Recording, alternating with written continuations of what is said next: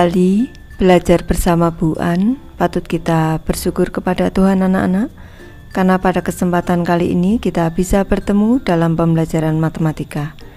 Materi ini untuk anak-anak Ibu yang kelas 8, bab 4 relasi dan fungsi. Kita akan belajar korespondensi satu-satu anak-anak. Baik, Ibu langsung membahas. Subbab C, korespondensi satu-satu. Pembelajaran ke-1, pengertian korespondensi satu-satu. Perhatikan dengan cermat pada gambar 4.11 di bawah. Untuk memahami konsep korespondensi satu-satu, lihatlah deretan rumah di area tertentu atau dekat dengan rumah kalian. Setiap rumah dibedakan dari yang lain dengan nomor rumah yang unik. Apakah mungkin untuk memiliki dua nomor rumah di satu perumahan? Apakah juga ada kemungkinan dua rumah berbagi nomor rumah yang sama? Secara alami, jawabannya adalah tidak. Korespondensi satu-satu merupakan fungsi khusus yang menghubungkan rumah dengan nomornya. Ayo bereksplorasi anak-anak. Ada 5 siswa telah memiliki nomor induk sekolah di SMP Semangat 45. Kelima siswa tersebut tentunya memiliki nomor induk khusus buat nomor induk masing-masing yang tidak akan dimiliki oleh siswa lain, yakni seperti berikut. Nomor induk Ahmad adalah 219, nomor induk Azhari adalah 279, nomor induk Thohir adalah 292, nomor induk Taufik adalah 258, dan nomor induk Wati adalah 224. Apabila A dinyatakan mewakili himpunan siswa, maka anggota-anggota himpunan A adalah Ahmad, Azhari, Thohir, Taufik, Wati, dan anggota-anggota himpunan B adalah 219, 224, 258, 279, 292, sehingga nomor induk merupakan relasi yang mungkin dari himpunan A ke himpunan B, dan nama pemilik nomor induk merupakan relasi yang mungkin dari himpunan B ke himpunan A. Maka sajian diagram panah pada gambar 4.12 merupakan relasi dari kedua himpunan tersebut. Perhatikan secara khusus uraian berikut untuk menemukan dua diagram panah pada kasus tersebut. Kita cermati diagram panahnya. Himpunan A beranggotakan Ahmad, Azhari, Thohir, Taufik, Wati. Himpunan B ini beranggotakan nomor induknya. Ini relasinya adalah dari A ke B, nomor induk anak-anak. Ahmad punya nomor sendiri, satu nomor, berpasangan dengan satu nomor. Azhari berpasangan dengan satu nomor. Thohir berpasangan dengan satu nomor. Taufik berpasangan dengan satu nomor. Dan Wati juga berpasangan dengan satu nomor. Demikian juga di sini nama pemilik nomor induk anak-anak. Di sini seharusnya ini dari himpunan B ke A anak-anak. Ini Ibu ganti, ini dari B ke A. Ini dari himpunan B ke A relasinya nama nomor induk. Ini untuk setiap nomor induk punya pasangan masing-masing anak-anak, hanya satu-satu ini, dan tiap anggota punya pasangan baik dari A ke B maupun dari B ke A.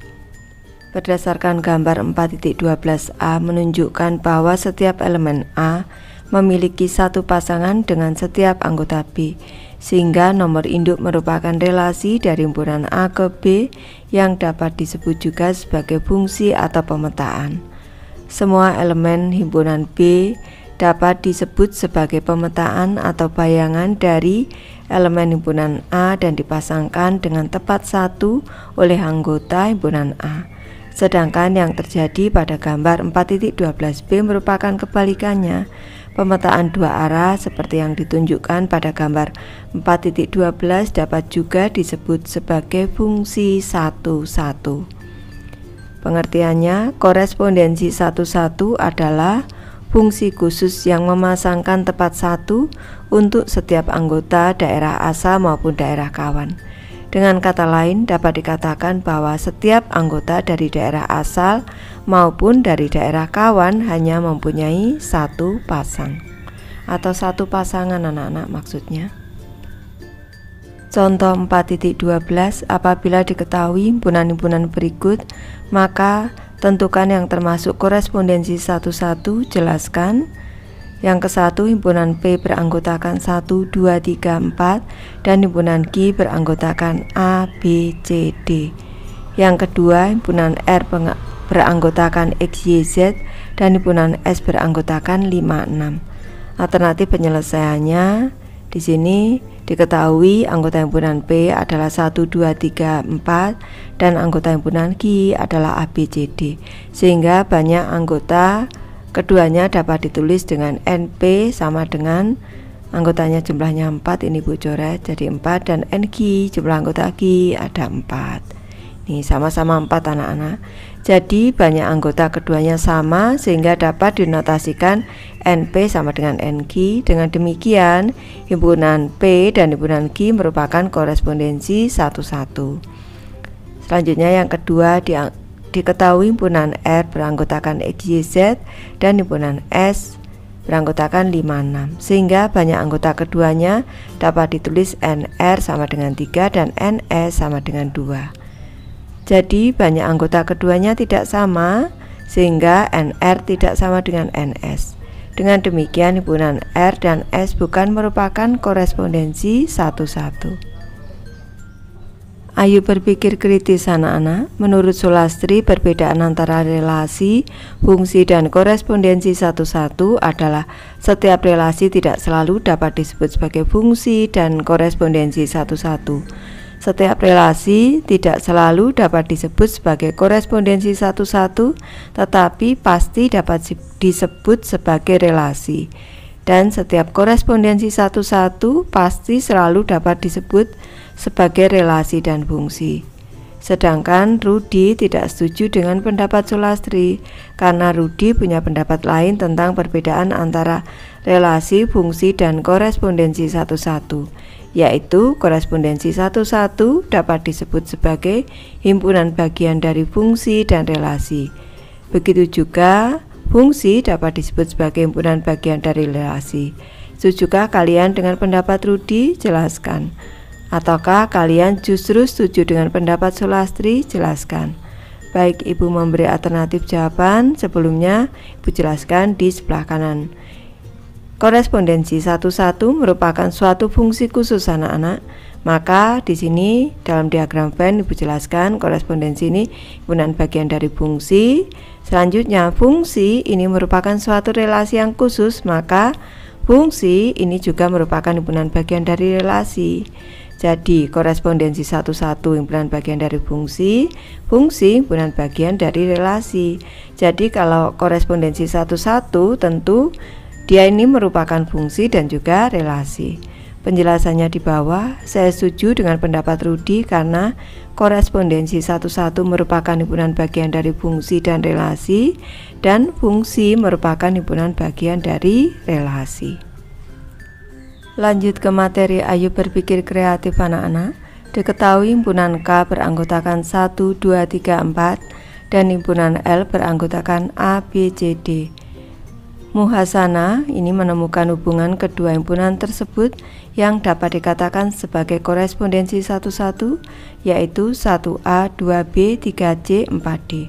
Sedangkan Muksin menemukan hubungan kedua himpunan tersebut yang dapat dikatakan sebagai korespondensi 11, yaitu 1B, 1A, 3D, 4C.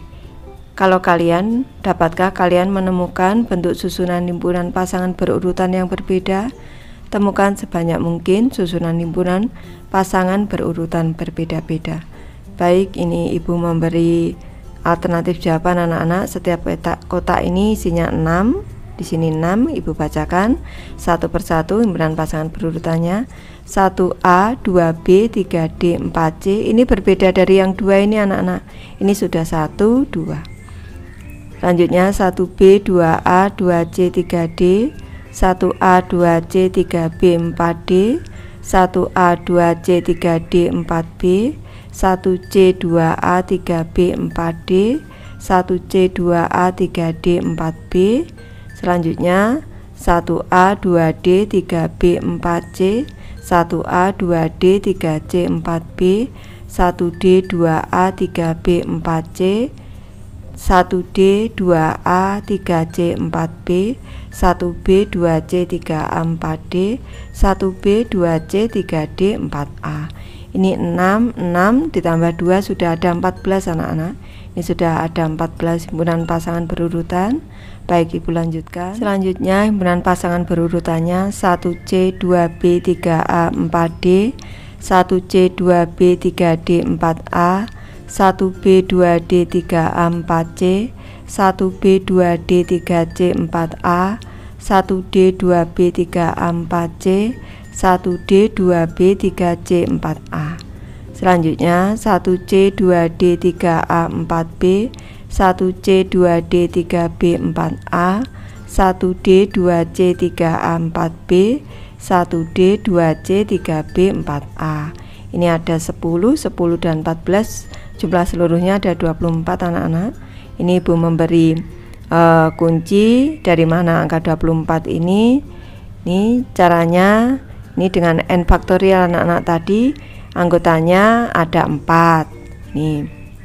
Jadi kalau anggotanya ada 4, berarti jumlah banyaknya himpunan pasangan berurutan atau banyaknya korespondensi 1-1 ini 4 dikali dengan 3, selanjutnya dikali dengan 2, dikali dengan 1, sama dengan 4 kali 3, 12 kali 2, 24 kali 1, 24. Seperti itu. Nanti Ibu bahas materi selanjutnya anak-anak. Baik, Ibu sudah selesai membahas materi ini. Terima kasih anak-anak sudah menonton. Semoga ini bermanfaat membantu anak-anak belajar. Terima kasih.